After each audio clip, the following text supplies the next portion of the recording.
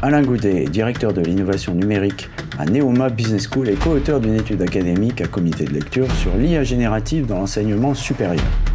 Cette enquête porte sur la façon dont les étudiants, les enseignants et les dirigeants de l'enseignement supérieur perçoivent la légitimité de l'IA générative dans les établissements français de formation au management. Ces conclusions sont à la fois rassurantes et dérangeantes. Des interviews, des chiffres, des faits, des études. Pas de blabla, ce sont les podcasts de Visionary Marketing disponibles sur toutes les bonnes chaînes de balado-diffusion.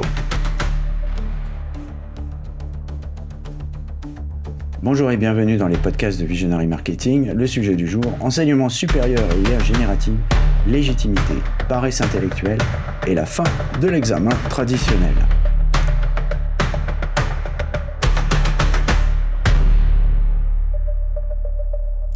Lorsqu'Alain Goudey et ses collègues ont commencé à enquêter sur l'enseignement supérieur français au début de 2024, ils ne cherchaient pas à trancher la question de savoir si l'IA générative est bonne ou mauvaise. Ils voulaient comprendre quelque chose de plus précis, comment le même outil pouvait être simultanément valorisé, redouté, accepté et dénoncé, parfois par la même personne. Leur étude, publiée dans Communications of the Association for Information Systems, CAIS, s'appuie sur des enquêtes menées auprès de 668 étudiants, 204 enseignants et 29 directeurs d'établissements, les deans du système anglo-saxon, complétée par 22 entretiens approfondis avec des enseignants ayant adopté l'IA en avance de phase. Ce qui en ressort évoque ces attractions foraines qu'on appelle palais des glaces. Chaque partie prenante voit un problème différent et cherche une solution qui lui est propre. Le point de départ est un chiffre qui aurait dû clore le débat. Entre 80 et 92% des étudiants, selon l'établissement, utilisent déjà des outils d'IA générative dans leur travail universitaire. Ce chiffre a été atteint en à peine 18 mois après le lancement public de ChatGPT. L'outil n'a pas attendu l'autorisation des institutions. Il s'est déployé de lui-même et dans bien des cas, l'enseignement supérieur est encore en train de rédiger sa note de cadrage. Alain met le doigt sur le fond du sujet d'emblée. Les étudiants apprécient l'IA générative pour sa rapidité, sa capacité à générer des idées et son rôle d'appui à l'apprentissage. Mais ils craignent aussi, et leurs établissements avec eux, ce que les chercheurs appellent la paresse métacognitive, l'érosion progressive de l'effort cognitif qui produit un apprentissage réel. Pour lui, ce n'est pas une contradiction à résoudre, c'est un défi de conception pédagogique. Je cite Alain, « La résolution de ce problème passe par la conception des cours où il faut réintroduire délibérément l'effort cognitif et la réflexion dans l'usage de l'IA générative en tant qu'outil et non en tant que substitut à la cognition humaine. Le problème n'est pas la technologie, mais la posture que l'utilisateur adopte face à elle. Celui qui formule ce qu'Alain appelle une requête naïve obtient une réponse naïve, bien mise en forme, parfaitement médiocre. L'outil est capable de bien davantage, à condition que l'utilisateur apporte suffisamment de connaissances, métiers et d'esprit critique à l'échange. Il faut cultiver sa propre réflexion, nous dit Alain, plutôt que de déléguer l'ensemble du processus à la machine. C'est, je l'ai souligné durant notre entretien, moins une question de prompt engineering que de discipline intellectuelle de base, savoir interroger la question avant de la poser. Les départements de philosophie enseignent cela depuis des siècles sans se soucier de la mode. Cette observation a conduit Alain à formuler une vision de la culture numérique qui tranche avec ce qu'on attend généralement. Le débat ne porte pas seulement sur la maîtrise technique des outils, il porte autant sur la connaissance suffisante du sujet pour juger si le résultat produit a une quelconque valeur. L'IA générative ne remplace pas l'expertise, elle amplifie celle que l'utilisateur porte déjà en lui. Ce qui soulève une question dérangeante pour les établissements qui forment des diplômés sans leur donner l'occasion de développer cette expertise. À Neoma, la réponse est délibérément double. Les enseignants forment des étudiants aux outils d'IA générative et à leurs limites. Ils enseignent aussi l'Odyssée d'Homère et Frankenstein de Shelley dans le cadre du cursus de management. L'objectif n'est pas l'enrichissement culturel pour lui-même. Il s'agit de donner aux étudiants des modèles mentaux pour se représenter ce que peut être le leadership ou ce qui arrive quand une création échappe aux intentions de son créateur. Alain appelle cela « construire une infrastructure cognitive ». Nous devons permettre aux étudiants, nous dit-il, d'appréhender le monde à travers différents modèles, différents types de processus et cadres théoriques, afin de développer une véritable pensée critique sur ce que produit l'IA. Une école de management qui fait l'impasse sur ses fondements produit des diplômés capables de manier l'outil mais incapables d'en évaluer les résultats. C'est dans le domaine de l'évaluation que le problème apparaît le plus clairement. Un enseignant capable de produire un examen de 2 heures en 3 minutes fait face à des étudiants qui peuvent y répondre en un temps tout aussi court. La valeur de diagnostic de l'exercice s'est ainsi évaporée. Si ChatGPT ou n'importe quel outil d'IA générative, poursuit Alain, peut réussir un examen, il faut repenser cet examen. La réponse d'Alain n'est donc pas un retour au papier crayon, même s'il reconnaît que l'évaluation écrite en présentiel reste la solution la plus simple à portée de main. Sa réponse est structurelle. Évaluer les compétences tout au long du cours plutôt que de mesurer l'acquisition de contenu en fin de parcours via des évaluations plus fréquentes et à moindres enjeux. La résolution de problèmes en situation réelle, l'évaluation par le processus et les examens oraux en présentiel préservent une partie de ce que l'examen traditionnel était censé mesurer. Mais Alain est honnête sur les limites. Aucun format n'est totalement à l'abri. Les modèles d'IA évoluent trop vite pour qu'une solution unique reste valable durablement.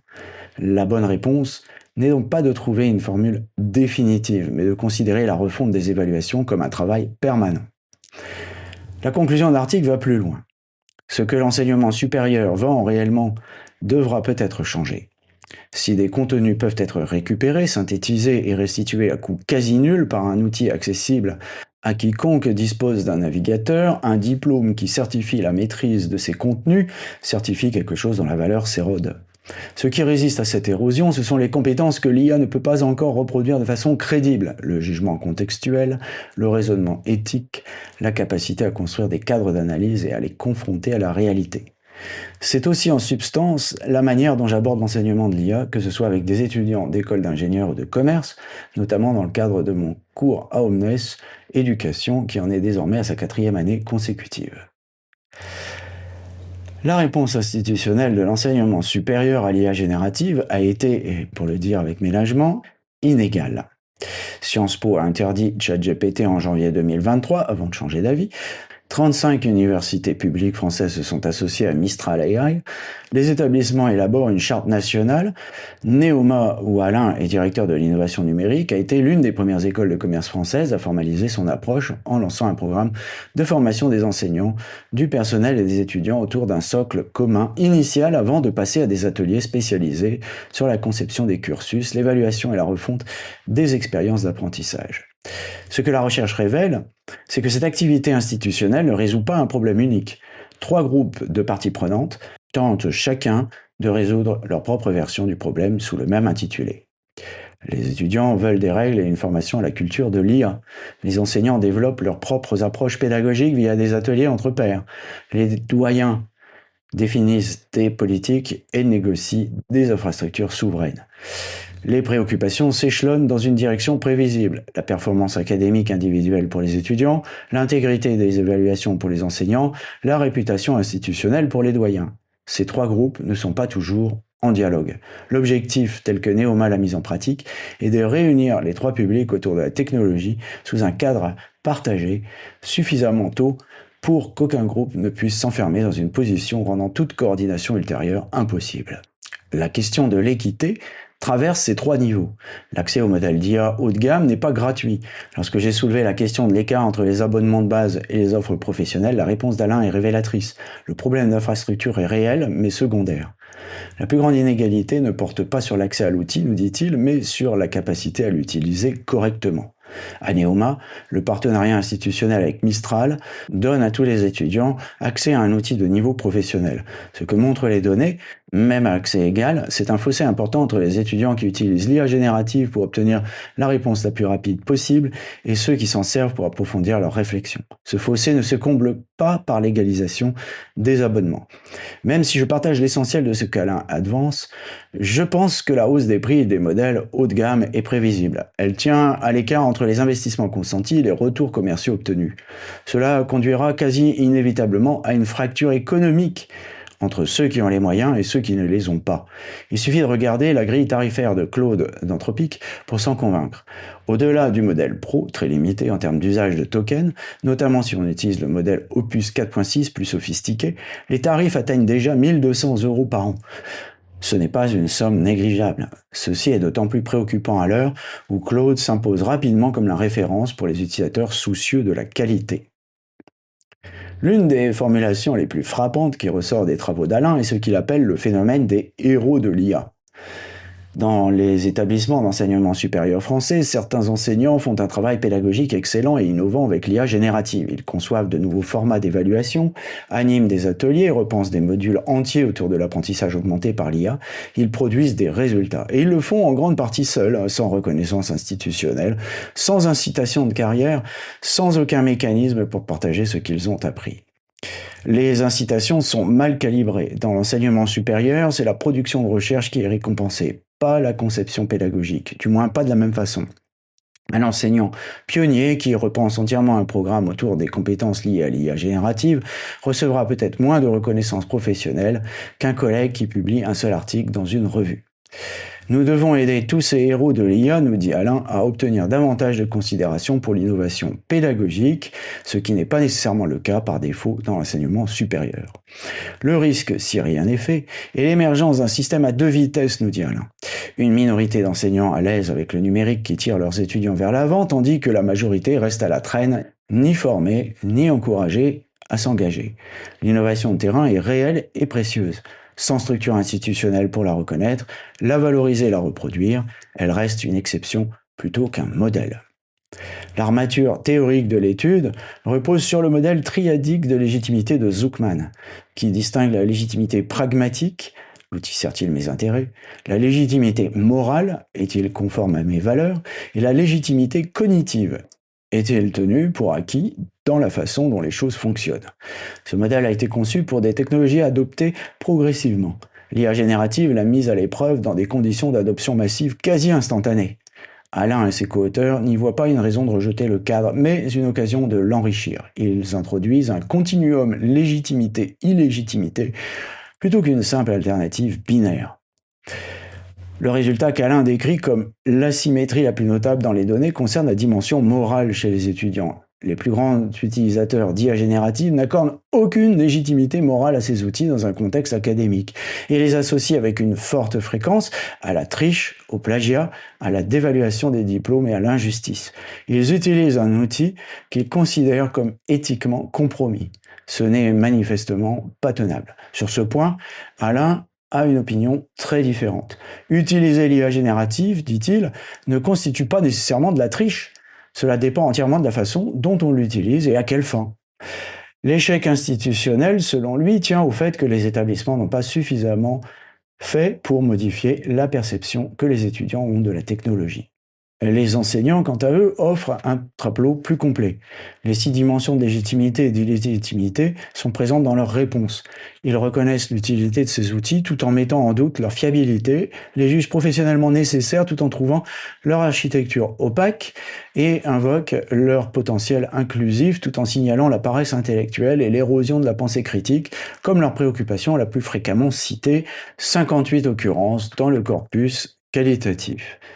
Pour les directions de ces institutions, le thème dominant est stratégique. La pression concurrentielle, la crainte de se laisser distancer et les gains d'efficacité dans les flux administratifs génèrent une légitimité pragmatique et cognitive. Ce qui a introduit de l'illégitimité, ce sont les risques liés à la gouvernance, protection des données, excès de confiance dans les résultats produits par l'IA, menace pour l'intégrité des évaluations à l'échelle institutionnelle. Le mouvement théorique le plus significatif de l'article consiste à traiter l'illégitimité comme une catégorie analytique à part entière et non comme la simple absence de légitimité. L'argument emprunté à la théorie du changement est que les signes d'illégitimité doivent être lus comme des alertes qui appellent à une réaction rapide. Un établissement qui interprète le malaise moral des étudiants vis-à-vis de l'IA générative comme un simple problème de communication passe à côté du signal. Ce malaise dit quelque chose sur ce que le cursus enseigne réellement et sur ce que l'évaluation mesure effectivement. Lorsque les étudiants associent l'IA générative à la triche, à l'injustice et à la dévaluation des diplômes, ils ne sont pas irrationnels. Ils se trouvent dans les phases de déni et de résistance du modèle de changement de Scott et Jaffe. Les établissements ne peuvent pas se contenter d'étouffer ce signal, ils doivent traiter ce qu'il révèle. Le contexte français ajoute une couche de complexité que la recherche saisit avec précision statistique et nuances qualitatives. Sur le plan quantitatif, l'analyse n'a révélé aucune différence statistiquement significative dans la dynamique d'adoption de l'IA générative entre les universités publiques et les écoles de commerce. Sur le plan qualitatif, les choses diffèrent. Les écoles de commerce, évoluant dans un marché très concurrentiel, ont avancé plus vite. Les universités publiques se sont mobilisées de façon plus systématique autour de la gouvernance, de la souveraineté et des infrastructures collectives, comme en témoigne l'alliance de 35 établissements avec Mistral AI et EdTech France. Alain n'y voit pas une contradiction, mais une division du travail qui, bien gérée, pourrait constituer un véritable atout. Nous devons jouer collectif, nous dit-il, parce que la compétition est mondiale. La question de l'infrastructure d'IA souveraine, notamment la fédération ILAAS et le partenariat du ministère de l'enseignement supérieur avec Mistral, déployé dans 26 universités pilotes depuis septembre 2025, n'est pas seulement symbolique. Il s'agit de permettre aux établissements français d'exploiter, de gouverner et d'adapter leurs outils d'IA sans dépendance envers les fournisseurs dont la tarification, les conditions et les capacités peuvent évoluer à tout moment. Encore faut-il que l'effet d'entraînement vers tel ou tel outil ne devienne pas trop fort. En ce moment, il est difficile de résister à l'envie d'utiliser Claude d'Anthropic quand tout le monde en loue la qualité de son code et de ses résultats. La comparaison internationale est difficile à ignorer. Singapour, la Corée du Sud et les Émirats arabes unis intègrent la maîtrise de l'IA comme compétence nationale fondamentale dès le secondaire. Le regard d'Alain est direct. Les décideurs publics français ne sont pas encore suffisamment préparés à l'ampleur de ce qui vient, nous dit-il. Avoir moins de personnes compétentes en IA que dans d'autres parties du monde, ajoute-t-il, est très dangereux pour notre économie et pour l'ensemble de nos organisations. Le réflexe réglementaire, profondément ancré dans la culture politique européenne, n'est pas sans fondement. Prendre le temps de réguler de façon responsable a de la valeur. Mais cela ne peut pas se substituer à la rapidité d'adoption au niveau des compétences et des cursus. L'entretien se termine, comme il se doit, par la méta-question. Qu'est-ce que cela signifie d'étudier la légitimité de l'IA générative en utilisant l'IA générative ? L'équipe d'Alain a utilisé en effet ChatGPT, Perplexity, NotebookLM et OpenAI O3 dans le processus de recherche et l'a indiqué explicitement dans la déclaration d'utilisation de l'article. La réponse à la question des biais est prudente. Chaque étape de l'analyse a impliqué un codeur humain, nous dit-il. L'équipe a confronté le codage assisté par IA à une analyse indépendante préalable des mêmes données réalisées pour un rapport institutionnel français, puis comparé les deux séries. Il faut être transparent sur l'usage que l'on fait de ces outils, nous dit Alain, pour quel objectif à chaque étape.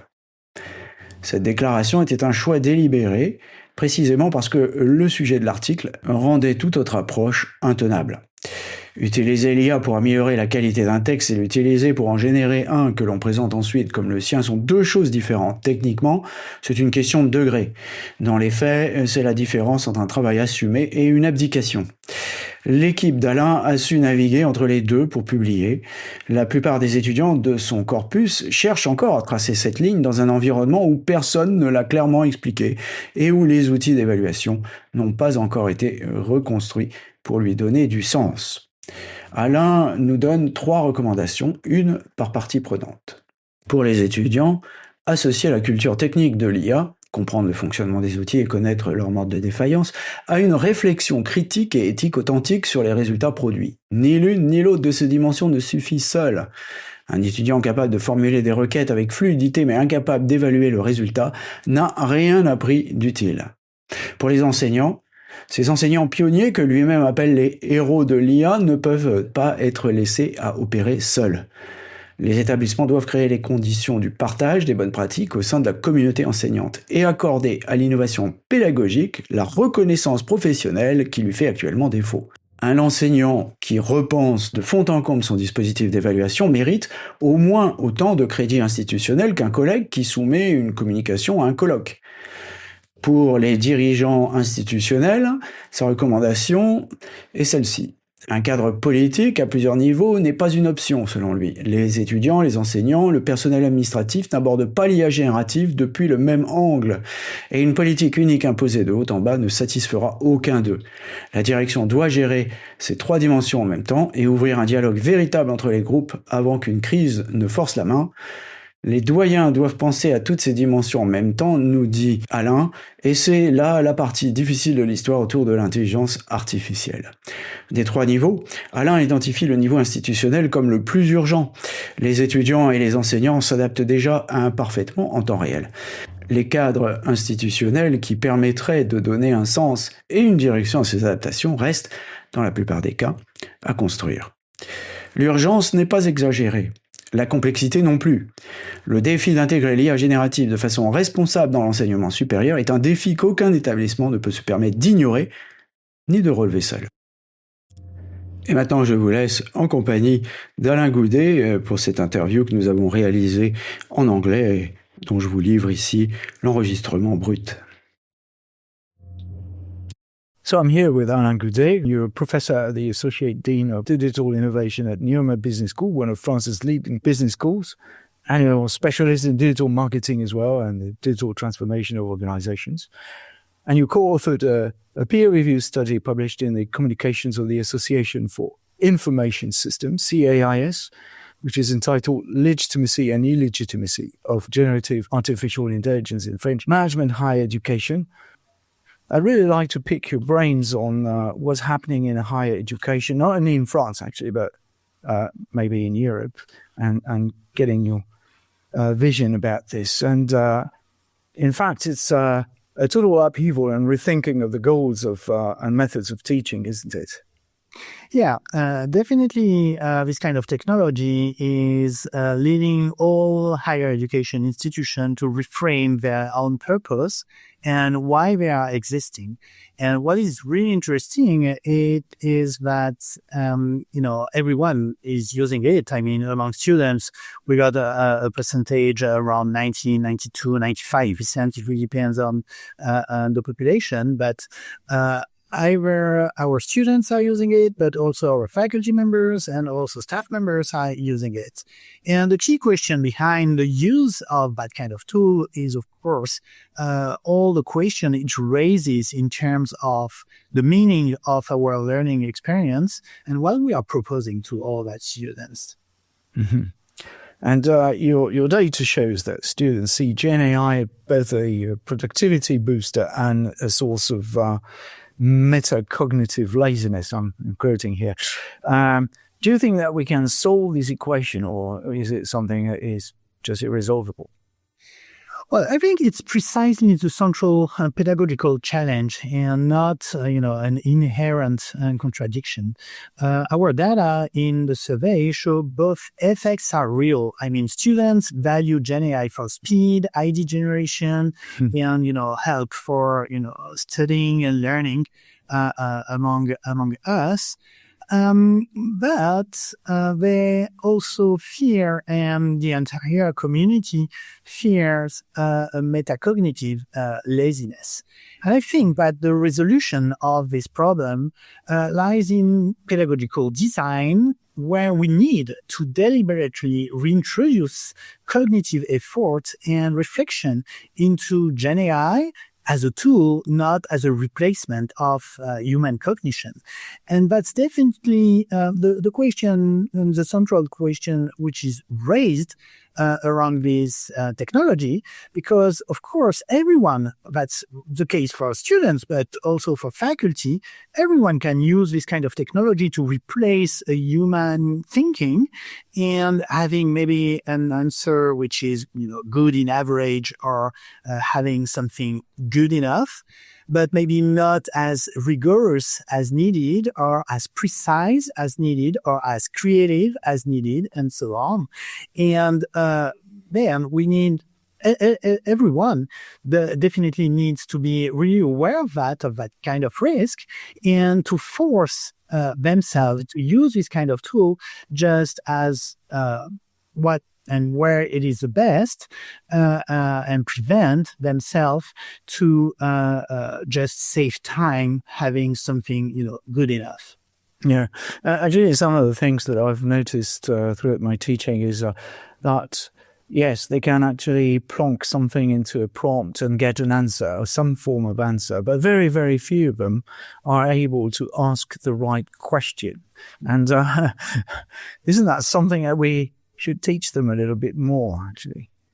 Yeah, the key thing here is that if people are using this kind of tech with what I'm calling naive prompt, they got a naive answer. And the thing is that you don't have to be naive about what you are asking for, because you got in front of you, if we are talking about the latest SOTA GenAI models, you got in front of you a tool which can really be brilliant in terms of nurturing the thinking process. But again, you have to nurture your own thinking process instead of delegating the whole process to the machine. And last but not least, it's not only a matter of prompting techniques or things like that. It's definitely a matter of, speaking the machine or algorithmic languages, and also nurturing the context window of the AI tool. And globally, it means that we need to train everyone around what we are calling now AI literacy, because you need to learn all that stuff in order to avoid naive use of this kind of tech. Is it about AI literacy, or is it about just, being able to do what we used to do in philosophy in the past? I mean, basically ask the question about the question. I think that's both. Okay. And your study is very interesting because you surveyed 668 students, 204 faculty members, 29 deans, and you conducted 22 semi-structured interviews with early adopter professors in between February and July 2024. And all this data shows that for those that are teaching, you can actually produce a 2-hour exam in 3 minutes, and they're very happy with this. But they're not very happy when their students actually use GenAI to respond to their 3-minute survey or multiple question survey, and basically get a 20 mark without doing anything. So isn't that something here that is not working? Mm-hmm. Yeah, I think that it forces a fundamental reconsideration. Since the beginning in 2023, I say that if ChatGPT or any GenAI tool can succeed and pass an exam, you need to change and redesign the exam. Because, of course, when assessment creation and assessment completion are both really, trivial and automatable, we are losing the diagnostic value around the exam. So as we argue in the conclusion of the paper, curricular value must shift away from, assessing content acquisition, move to more competencies-based acquisition. So in terms of assessment, we need to focus much more on the process behind the results.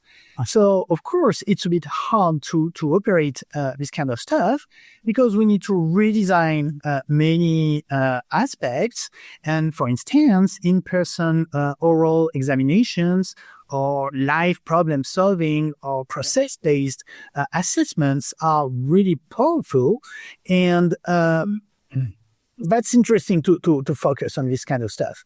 But just to be to have this in mind, I think that no format is fully immune against GenAI because all the models and all the technology is evolving so fast and such in a very more deeper knowledge and ability to answer concerning a lot of stuff, but this redesigning is definitely a process we need to focus on as faculty member. Okay. I'm happy that I'm doing a lot of my grading orally. Yet sometimes you have to do tests, by writing. And so what do you advise? Should we go back to pen and paper? Well, going back to pen and paper is quite a simple way of doing it and to set up, resilient assessment. But as I said, and as we are arguing in the conclusion of the paper, I think we need to redesign assessments, because if we can design very easily new kind of exams, but it becomes more and more, interesting to get more regular assessment of what is done through the learning trajectory. So that's why I do think that we need to think about redesigning the entire process, because assessment is part of learning. It's not only, at the end of the course, you need to say, okay, you've reached that kind of level of, knowledge or theory, understanding or stuff like that. You need to assess that students are able to use all of that in an active and operational way. So doing stuff this way, it becomes really interesting to get more smaller assessment, which are quite easy to design, easy to put through the trajectory of learning, and then set up at the end of the course a more, global or deeper oral examination or live problem solving something. So I think, again, that's definitely much more a matter of redesigning around critical judgment, around maybe ethical consideration, around contextual meaning making, and things like that, which are definitely very, very, very useful in a world where AI is everywhere. Okay, very useful recommendations. You use the Zuckerman legitimacy framework for your study, and but that framework was built for technologies adopted gradually. But Gen AI reached 80 to 92% usage within students within roughly 18 months. So how does a framework built on gradual adoption still apply to that technology that reached that level of usage so quickly? Yeah, it still applies, but it has to be extended. And this is precisely our theoretical contribution with this research and the paper. Because the triadic model from Zuckerman captures the pragmatic, moral, and cognitive dimensions quite well, but it was historically framed as a legitimacy or illegitimacy, but binary speaking. And the thing is that we have found through our data that it sounds to be much more an active and, a dynamic force with a lot of gray areas where legitimacy has to be continuously negotiated. And that reframing is what allows the model to make sense of a technology that arrived already almost adopted, because this is definitely the case with this Gen AI technology. And it can capture how institutions like higher ed education institution has to negotiate all the signals and all the stuff around this technology throughout different audiences, because this is a real interesting finding within our data. Students are not necessarily thinking about, legitimacy as faculty members or as deans within higher education institutions. And that's a great transition, because section 2 of this interview is dedicated to higher education institutions. Are they really responding? And how are they responding? 35 universities, you said, partnered with Mistral AI. National charter is being drafted in France. But at the same time, other institutions like Sciences Po is banning ChatGPT. Probably not others. So what of it? What is the appropriate response from higher education? What is your recommendation here? Well, we have faced a lot of real moves over the last 3 years. And you're right, at the beginning of the story, Sciences Po banned ChatGPT, and then they changed their mind around this. And on the other part of the spectrum, you got many universities partnering with Mistral AI. And for instance, Neoma did it almost the first as a business school in France. So globally, the idea is to avoid that fragmentation process by shifting the culture of the organization around the test and learn and addressing the three layers: infrastructure, pedagogy, and governance globally for everyone. Okay, granted, we've got to work at all levels. But talking about faculty and talking about teachers and lecturers, mostly not all the lecturers are teachers, and not all of them are PhD, and not all of them know about AI. And what I've noticed is that sometimes there is very little that is known about this, and so students know a lot more than the teachers. So how should you act on this, and what should you do? Well, I think that concerning teachers and faculty members, we need to provide also a global training for everyone. I mean, this is precisely how we have addressed the topic at Neoma Business School, because since the beginning, our vision was it's going to transform the future of work. And definitely the way we are working ourselves in higher education.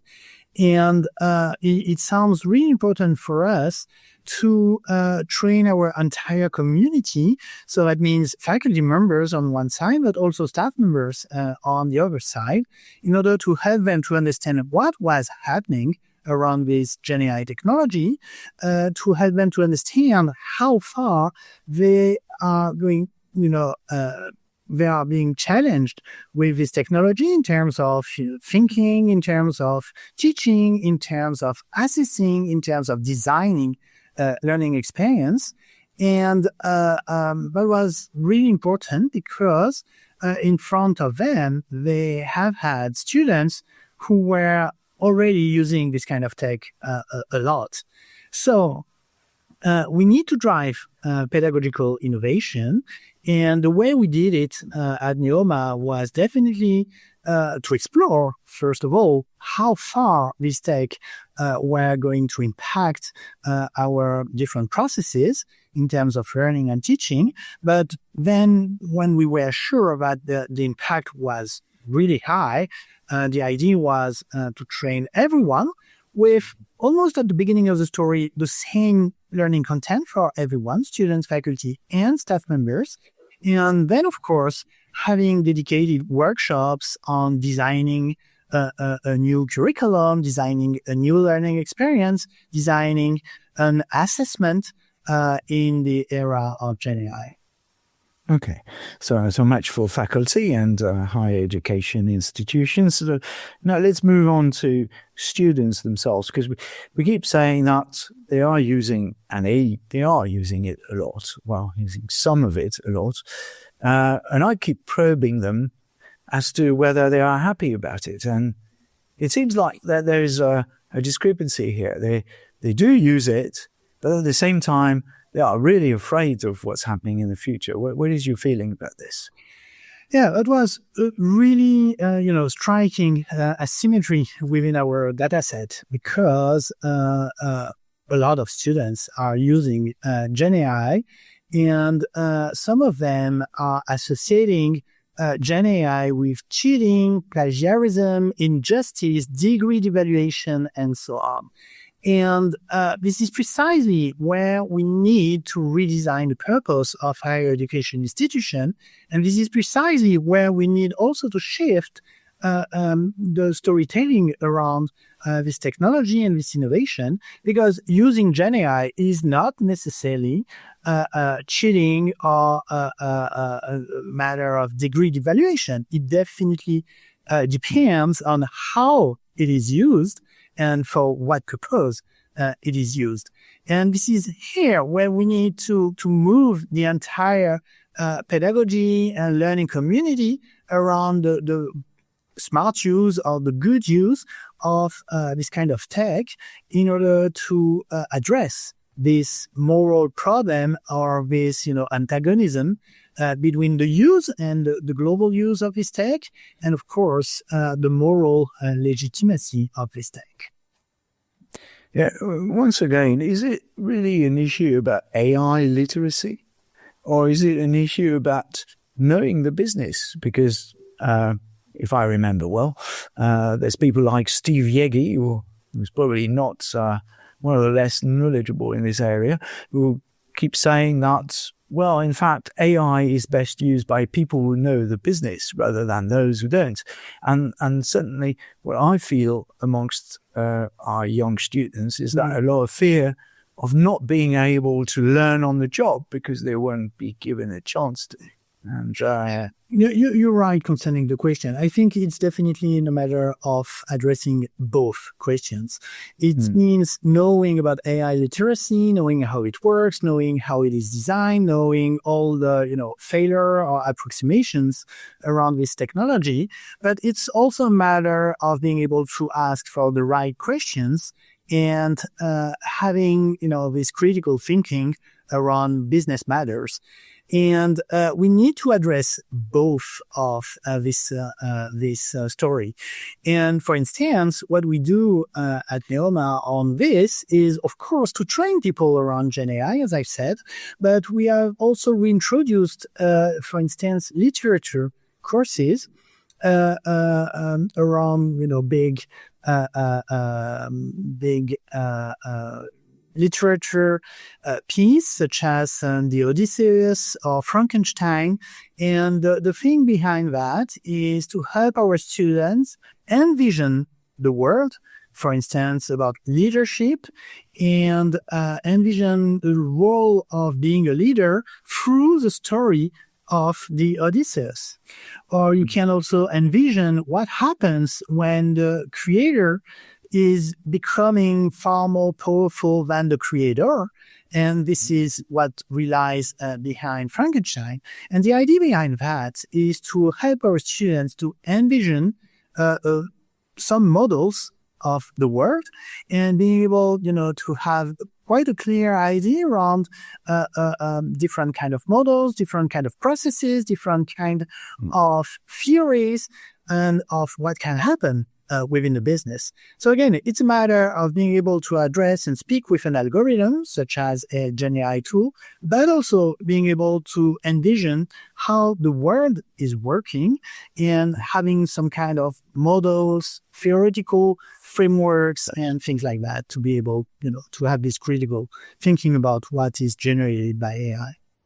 Actually, what you mentioned about Odysseus and Frankenstein is quite interesting. I was wondering, is it business that we have to teach them, or is it philosophy? And basically, also being able to read. It seems like most of these young people have no idea what a book is, and they probably don't feel any need for picking up a book and reading. And so what would your recommendation be there? Well, that's a tough question because I think that we need to think in terms of cognitive skills.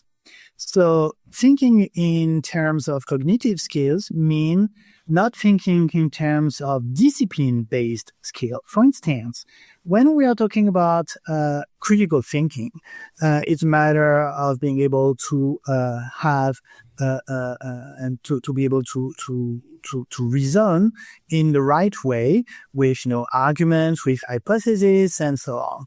And this is a kind of cognitive skills, but you can train that with dissertation.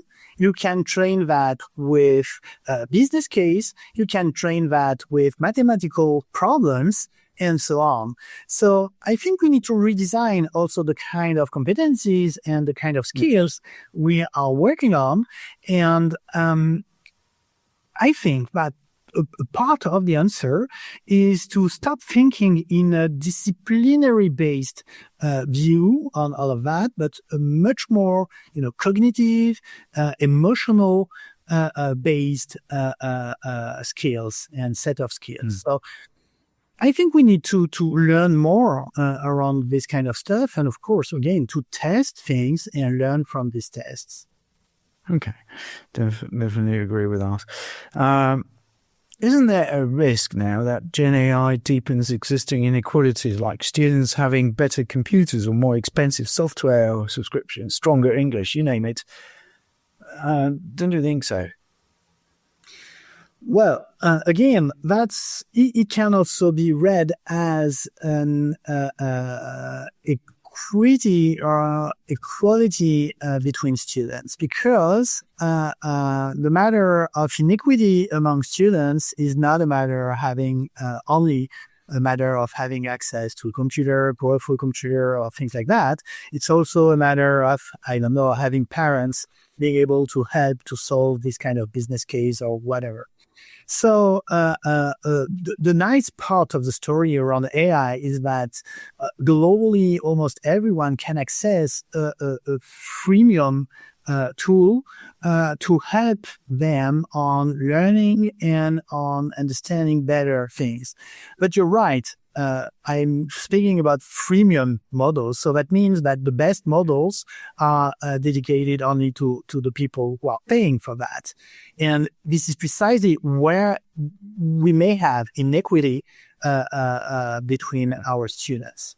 And if I believe people like Ed Zitron, for instance, who says that we're probably paying 1/10 of the real price for these things. And if you look at the subscription right above the pro subscription with Claude, was way up. It goes from 15 euros per month to 99 euros per month. And that is a sum. Really, are we going to end up having the haves and the have-nots of AI, which is going to really create a sort of divide between those who actually can afford the tools and those who can't? Yeah, definitely we got a big issue around accessing the tool. But I think that the biggest inequity is not concerning accessing the tool, but being able to use that tool in the right way and with, quite a nice management of the privacy of the data and things like that. And I think that, for instance, all the considerations around sovereign infrastructures can help on this issue of equity or inequity among students, but also institutions can help. For instance, we did this design partnership with Mistral AI just to provide an access for every our students and at Neoma on a Le Chat Pro Gen AI tool, just to manage and to mitigate this inequity question. But I got now the figures around what happens. And what is really interesting concerning what happens is that there is a gap not on accessing the tool, because again, everyone is accessing this tool, but the gap is much more on how people are using the tool.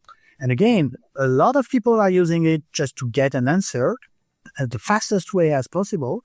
And that's a vast majority of people, I mean, at Neoma, but everywhere, even in the professional life. And we also have, but far less people are using this kind of technology just to augment the way they are working, the way they are thinking, and the deepness of their thinking. So I think that the battle is not only on infrastructure, but also the battle of equity or inequity is definitely on the adoption of the technology. And what I see happening as well in other institutions is that students are being, handed either Gemini or Copilot or Mistral, as you name it. And eventually they end up using ChatGPT because that's the one they prefer. Or Claude, actually. Claude's getting very popular right now. And making sure that everybody can access a certain tool if it's not the preferred tool, is that a good idea? Isn't it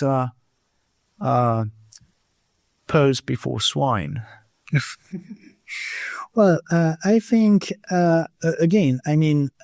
everyone can choose the kind of tool they want to access around this tech. And the hard part of that story is that all the AI providers are providing the technology at a very low price for now.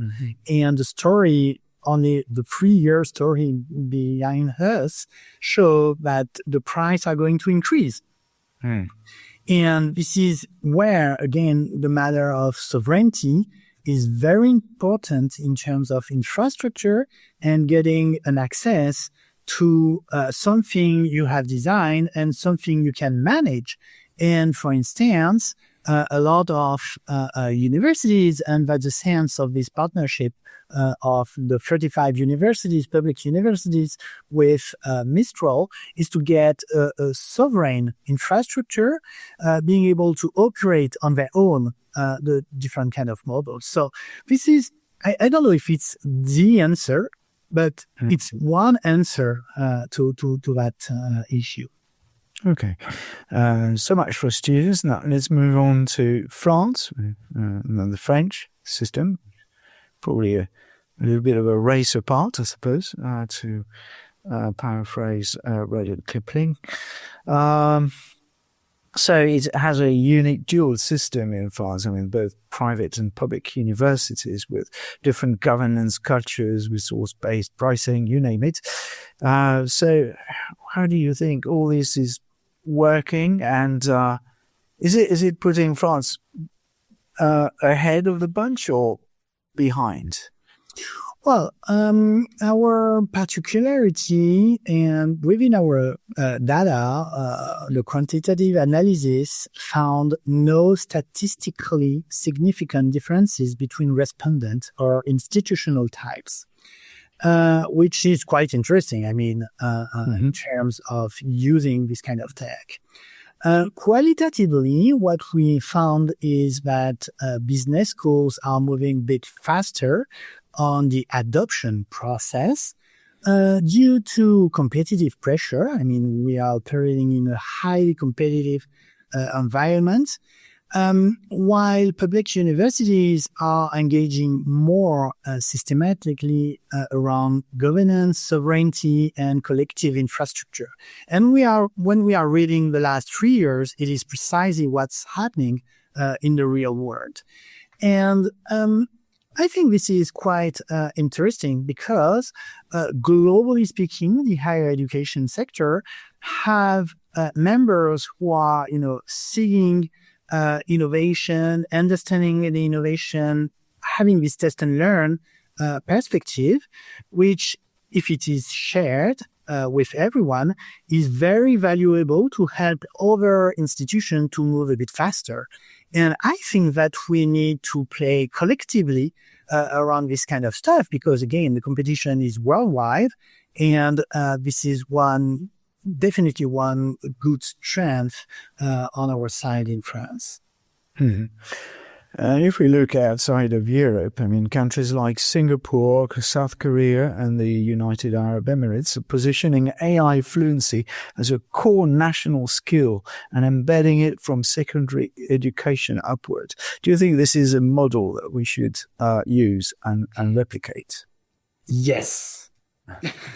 Yes, I think it's the model. But the thing here is that I think that maybe our public decision makers are not well prepared on the impact around generative AI. And we need to focus on this kind of stuff because having less AI competent people than other worldwide areas is very dangerous for our economy and for all our organization, public, private, or any kind of associations and so on. So on one side, it is interesting to take time, to regulate, to think about the right use of this kind of tech, the good use and sustainable use of this kind of tech. But on the other side, we also need to face the speed of evolution, and having these very well framed perspective around AI fluency at a national level is definitely helpful for everyone. Okay, so it's something that students should bear in mind, and faculty as well, as we need to move ahead. Yeah. Talking of which, what are your recommendations for the future? You conclude that professors' role should be evolving around critical judgment and ethical stewardship. Qualities that you describe as currently beyond AI's reach. Well, how confident are you that faculty members can actually evolve in that way? Well, it really depends on this global and institutional alignment, because you already have a lot of what I'm calling AI heroes among many higher education institutions. AI hero is a faculty member doing a great job around AI and Gen AI technology with their students, but it is done with a small group of students and not globally speaking or at an organizational level. And I think that we need to help all these AI heroes to get more consideration on the topic of innovation in terms of pedagogy, which is not necessarily by design the case within higher education, where research is far more granted than innovation around pedagogy.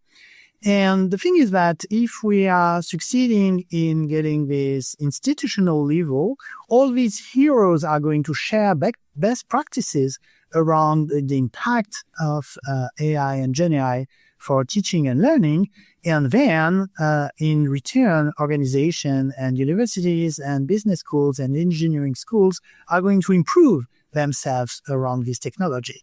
So my first advice is definitely something around do not let the AI heroes alone within their course, and try to set up this global envisioning of what is the future of education with AI. Then you got the students' perspective on that. And here we also need to address this kind of question, because concerning students, as we've said, we need to help them and train them to use AI and Gen AI in a very impactful way. So it means not in a naive way, and that means AI literacy, but we need to combine this technical and practical approach on technology with ethical and critical dimensions and even business dimensions, as we've said. So it means that, again, as an institution, we need to balance our curriculum between all these technical aspects, but also all the business and maybe cognitive skills we have addressed during the interview.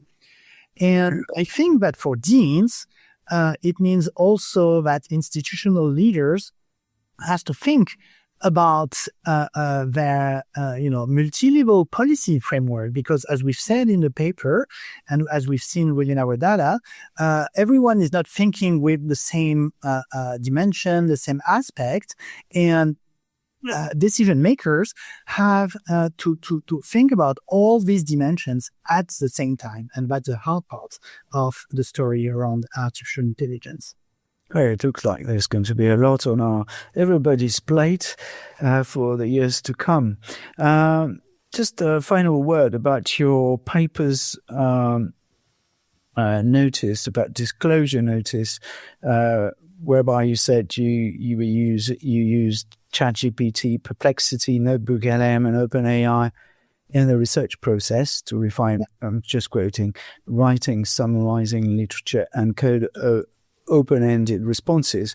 How legitimate is Gen AI in that kind of study analysis, and what are the risks of, for instance, introducing bias with these tools, such as when they use cluster themes or weight responses or describe patterns that probably in certain ways. So, how did you circumvent this issue and ensure that the bias was minimized? Yeah. Well, at the question, is there a risk around the use of these tools? Definitely the answer is yes. And this is precisely why we had a single coder human to manage the use of the technology. So nowhere within the paper you have an automatically generated part of the paper by an artificial intelligence. For every steps in terms of digging into the data, analyzing all the qualitative data sets and so on, everywhere we had human people to assess and to address the quality of the analysis. That's the first part of the answer. The second part of the answer is that the analysis around this paper was not the first round of analysis of the data, because we did already an analysis of the data for a FNEJ report, which is typically French, but that was an institutional report where we have already coded a lot of information within our data sets. So we were able, to confront what AI was saying and what we have seen on our first round of analysis of the information. And I think that last but not least, it is definitely the way we need to think about research and how we need to work with artificial intelligence. I mean, the key idea there, and that's what we are trying to do in the school, it is that avoiding pretending something done by AI done by yourself. I mean, you have to be transparent about your use of this kind of tool. And that was a deliberate choice using this kind of technology for an article and a paper on this technology, but being fully transparent with everyone on the different kind of tools and models we have used and for what purpose for each step. So that's why we have done this, disclosure around the use of GenAI there. There's probably a lesson there as well as to what kind of good usage there could be of GenAI when you're using the tool to improve the quality of your writing, ensure that is grammatically correct, that your vocab is all right, your spelling is fine, and punctuation is okay. And there's a fine line between this and generating automated text about anything. Yeah, and people are confounding the two processes largely. I mean, a lot of people do think that you can write a research article just by pressing a button and having, a 10 words prompt, but that's not the case. I mean, you need to drive the technology and to know what you are expecting to use this tech in the right way. And last but not least, again, this tech is genuinely useful for a lot of things, but it demands a sustained critical oversight, and this oversight is from human, and that's one of the key messages of the article. And that's a great conclusion. Thank you very much, Alain, and good luck for the future. Thanks, Yann. You're welcome.